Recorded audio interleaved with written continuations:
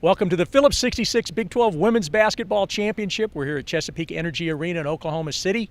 I'm Wendell Barnhouse, Big 12 Digital Network, and we're going to talk some basketball here with a little roundtable. I'm joined by Lyndsey Fennelly and Colton Coale, and those names are probably a little familiar. They have an Iowa State connection and an Oklahoma connection, but don't worry. They've signed waivers. They're contractually obligated to be objective while we're talking about things. So there's not going to be any prejudicial statements made toward Iowa State or Oklahoma. Well, maybe a little. We'll get to that later. All right, folks, let's get started here. Baylor, West Virginia wound up 16-2, shared the Big 12 regular season championship.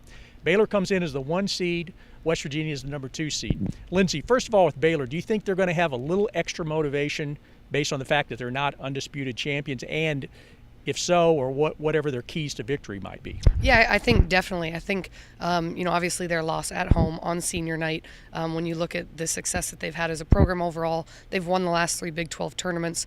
So I equated it to kind of taking a bat and hitting a hornet's nest. So I think the whole conference knows that everyone's going to get Baylor's best shot. Their last actually regular season game didn't play great at Iowa State, but they have some of the best players in the league. 2 of their players in the top 10 on that all-first Big 12 team.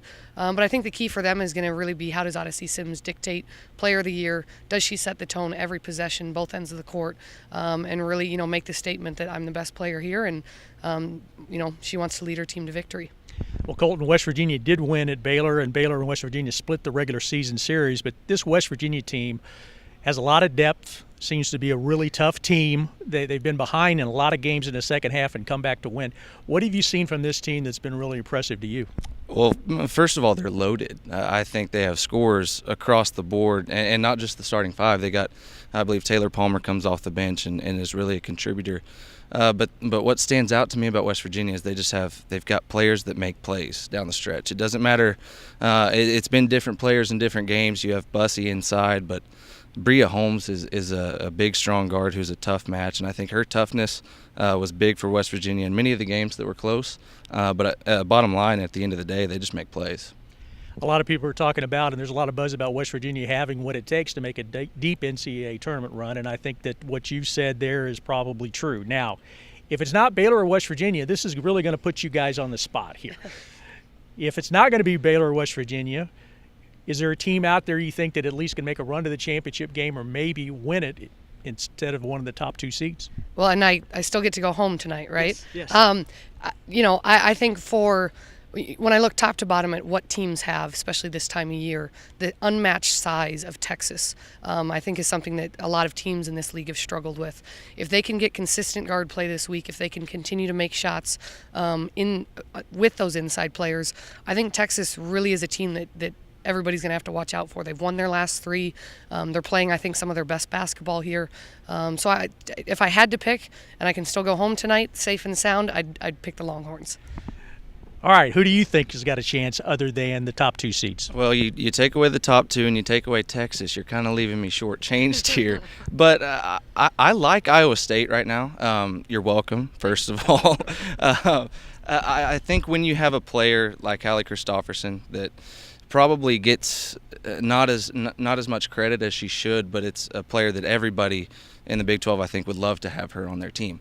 And when you have that kind of toughness, who's been down the stretch before, who's been in big situations, especially in the postseason play, I think she can make a difference. And I like how they're playing right now. I think they can really get hot from deep, and if they do, they're really dangerous.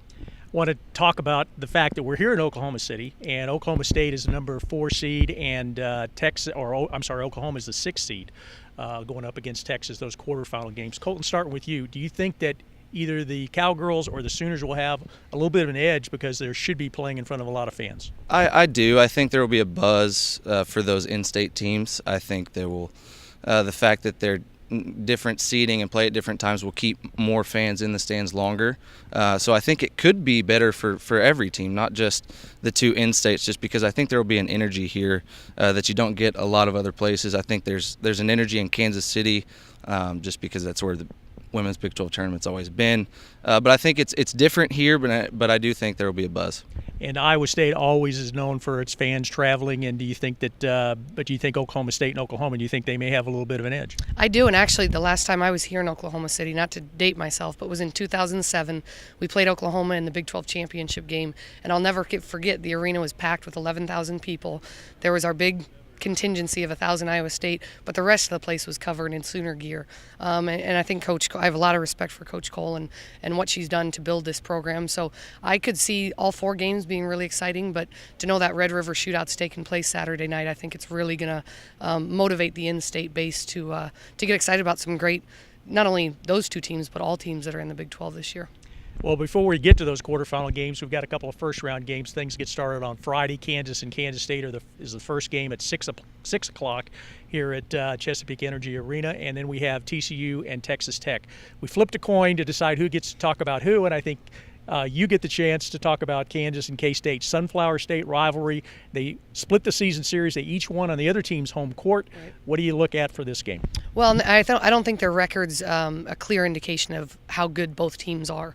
Both finished 5-13, but more importantly, they both kept games close, many of them throughout the year, and I think there's a certain confidence that comes with that in this league. Obviously, shots need to fall for both teams. When you really look at kind of the key players for each team, you look at Kansas. Gardner inside is just such a threat, and if she's able to turn over that left shoulder and finish with her right hand, again, there's not many players in the league that can stop it. On Kansas State, you look at their freshman point guard. How does she respond in her first Big 12 experience? I remember as a former player, you were just trying to get through that media timeout. So I think that's something I'm going to look for tomorrow is how does Romero handle those first 4 minutes? And then can Kansas State make shots? And if they can make shots, I think it's going to be a great matchup to start off the tournament. Well, the winner of the Kansas State game will advance and play number 1 seed Baylor in the quarterfinals. TCU and Texas Tech, the winner of that game, will get West Virginia, the number 2 seed. Colton, as far as TCU and Texas Tech's obviously had a real tough, challenging season going 0-18. But TCU, last year they only won 2 conference games in their first year. This year they got it all the way up to 8, and they play a pretty tough zone defense. Yeah, both teams are getting better, and there's no question about that. And it kind of seems like this would be a no-brainer. But you got to remember, Tech took OSU down to the wire in Stillwater. Bias, made that layup at the end. Played another game close. But I got to go with TCU. I think their athleticism. They do sit back in a zone, but it's kind of a tough one to get past if you play too high, if you don't get the ball on the baseline. So you got to attack it.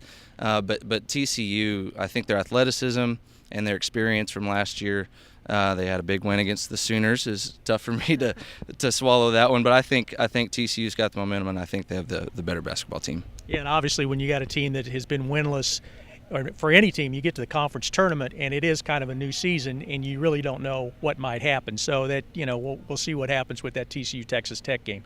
Also want to mention the semifinals and finals are going to be on Fox Sports 1. It's going to be the first time that there'll be national coverage of the Big 12 Women's Championship game on Fox Sports 1. That's the semifinals at 2 p.m. and 4:30 p.m. on Sunday, and then Monday the championship game at 8 p.m. I want to thank Colton Coale and Lyndsey Fennelly for joining us here in this roundtable to talk about the Phillips 66 Big 12 Women's Basketball Championship here in Oklahoma City at Chesapeake Energy Arena. For the Big 12 Digital Network, I'm Wendell Barnhouse.